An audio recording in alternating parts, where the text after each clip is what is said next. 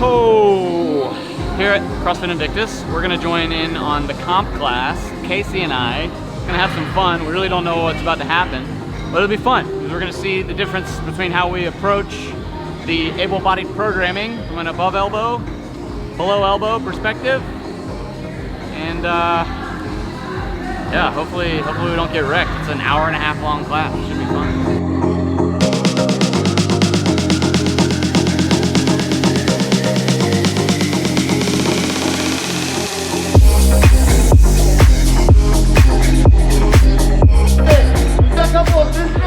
Logan and Casey, is that right? Yes, sir. Nice to meet you, sir. You too. Logan and Casey are going to join us today, and we have a super fun workout today. I'm sure some of you saw it before you came, and I appreciate you still showing up. So we are going to start with some front squats, right? Really more of a priming activation, and go into Friendly Fran, all right? Let's go ahead and get into it. You know you're doing this workout today? I had no idea. What the f? Friendly Fran? I'm gonna need some carbs, I think. At some point. Casey's totally gonna front squat way more than me. That's right. I did a competition a couple weeks ago and clean 325. So there's really not much happening between Casey and I different on front squats. The idea is just create the shelf. We both have sound shoulders, so you still just get under the bar as you would to create the front rack. Just on one side, we don't have those fingers as support to hold that barbell up. So you still force the limb up. You know, it'd be different if you had like a brachial plexus injury. You'd be doing all this single arm, single shoulder. But for us, it's just front squat. For me, what I always try to think about, since I don't have a hand to grab onto the bar, is still trying to keep my arm externally rotated as much as possible, because that's going to make a stronger shoulder position, stronger thoracic position.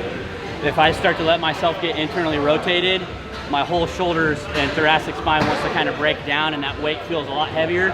So if I keep myself imagining that I have my other hand on the bar, it always feels much stronger. That's why you don't see us front squatting like this. That does happen with some people, wrist mobility issues, but if you get that hand outside, and with my residual limb, rotate externally, you get a much more solid shell. Keeps that chest up. Yeah. The last thing I ate was a Snickers bar about 5 hours ago. Oh my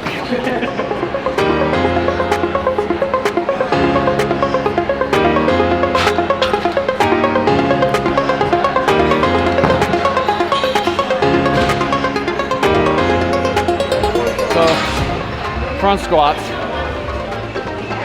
building 4 reps, building from 65 to 80%, 4 sets. Pretty simple.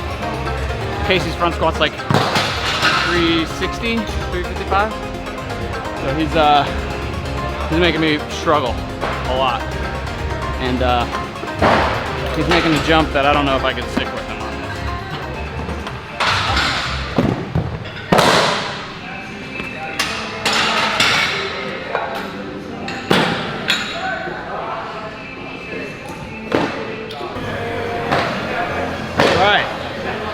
Done with front squats. Now we're moving on to part B, today's comp class, which is, you're good. Power snatches. Every 2 minutes. We're gonna do, I think, 5 sets. But what I'm doing, Casey, you'll see, will use two points of contact. I'll use one. In other words, I'll just use my arm, my one arm, to do these snatches. So it's super important to tape the middle of the barbell for me. Adds a great amount of purchase, like grip. Having a little bit of tape goes a long way. And then obviously hook grip, taping the thumb is super critical. So I can get that sort of hold on the barbell. I got it.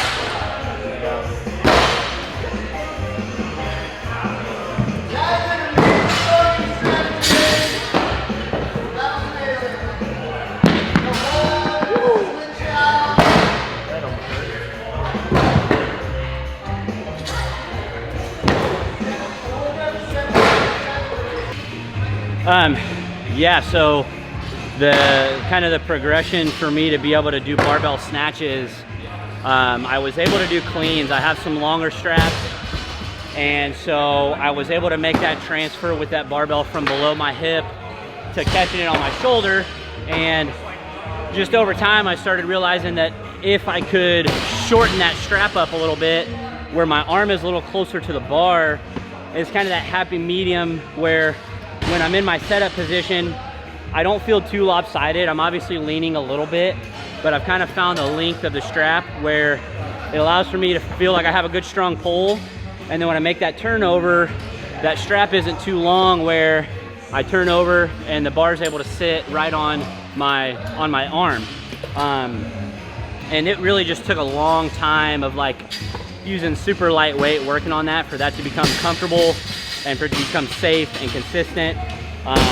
And that's kind of the biggest thing, is just taking the time to make sure you're doing something properly before you try progressing it too much and get to the point where you're gonna plateau. And I think that I was lucky enough to be patient enough to work on that and find the right positions for me where I can be at a heavy load and consistently, you know, hit that and let that bar sit on my arm.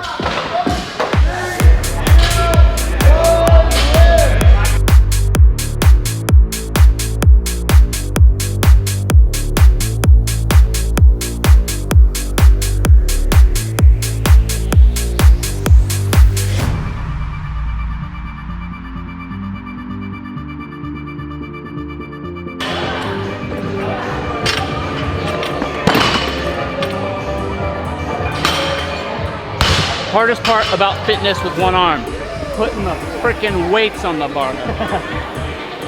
It's nice to have a partner for that. Yeah, man. Look at this. We're a pretty good team. I still want the 3 rounds, but what I want to see is something like 15 reps or 18 reps or something that you realistically think you can complete in 8 minutes, okay, with this rep scheme. Does that make sense to everybody? Cool? You good? All right, let's do it. Give you guys a little bit of time to get warmed up. Get ready. Yeah. I don't know, I kind of want to go lighter than that. Friendly Fran, so just, you know, I'm not a complainer and I'm not complaining, but holy shit are my legs tired. Yesterday, we just ran stairs for 20 minutes straight, just up and down, and I've never been so nervous to tackle a workout like Friendly Fran after front squats, after power snatches. So won't be doing it RX or even adaptive RX. I think I'm gonna reduce the thruster weight a little bit. Casey's gonna hit it, you know, different than me, 2 points of contact, but he'll hit those thrusters at 95. He could totally do it at 115, but we wanna try to stick to the stimulus. And for this one, stay sub 8 minutes, right? That's the goal. So I'm gonna go ahead and keep all the reps the same. This is a tough combination for me because it gives me my left shoulder and with the thruster chest to bar combo gets pretty fatigued, but it's something that I'm consistently always trying to work on. So I'm gonna keep the reps. I'm gonna drop the thruster weight a little bit. I think with the 115, I would probably be just a little bit too slow and I'd probably have to break that up a little bit too much. And I'd like to have a little bit more steam for the chest to bars so I can kind of try to push it on those. So I'm gonna do the 3 rounds of 21-21, just gonna drop the weight down to 95 and keep the chest to bar pull-ups hopefully as long as possible. Reducing the weight on the thrusters. My focus for here, I don't think is strength for thrusters, so I don't wanna go heavy and reduce the reps. I'd rather keep the 21-21, reduce the weight on the thrusters, and work on my gymnastics, my pull-ups. I would love to get 3 unbroken rounds of 21 reps of pull-ups, not chest to bars. So that's my approach. So here's a great opportunity to highlight the difference between above elbow, amputee above elbow pull-ups, or just anchoring in the armpit, versus below elbow and anchoring at the elbow crease. So Casey has his strap here, allows him to anchor at that elbow crease.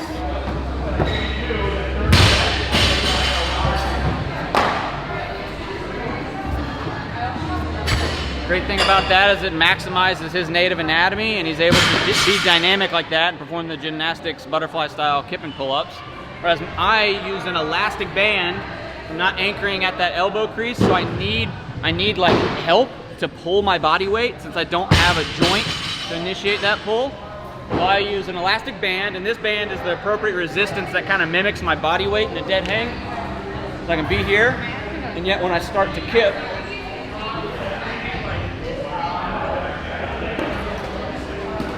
it provides the right amount of resistance to my body weight to stay centered during that kipping pull-up. With thrusters, for me, there's good options. I could use a dumbbell, kettlebell, or a barbell. For the sake of being in a CrossFit class, I try to use a barbell for myself. I'm comfortable with it, and I do enjoy the little bit of front rack position I get in that front squat without, this is a untrained limb rather than an underutilized limb. So I'd like to incorporate it. So I'm gonna go with the barbell, but just keep it light. I'm not at 100% fitness ability right now. Been on a plane today, didn't eat like I normally would, kind of got off the plane, we decided to come hit some workouts, so really just gonna do it for fun. Good chance me and Logan get to train together a little bit and just do some fitness and not really worry too much about the time or how it looks or anything like that, so.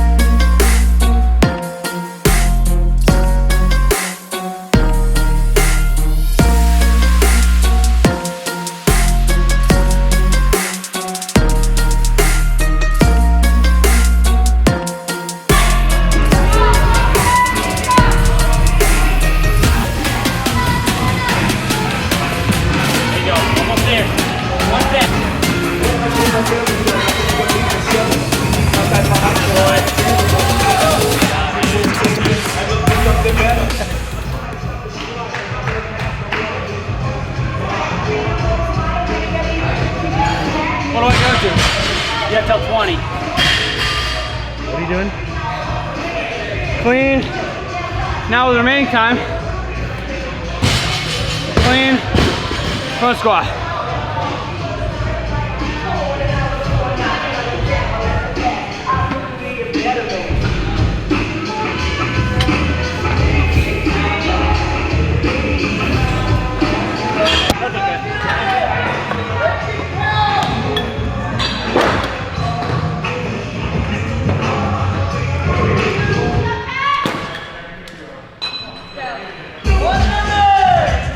So like 1930, 1935.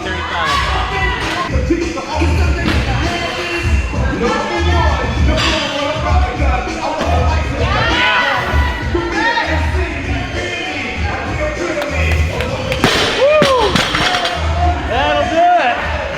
Thanks, coach. My coach. Lots of baby fin jiggle going on there. Lots of that. Thank you. Bring it in and deep breath, grab a mask.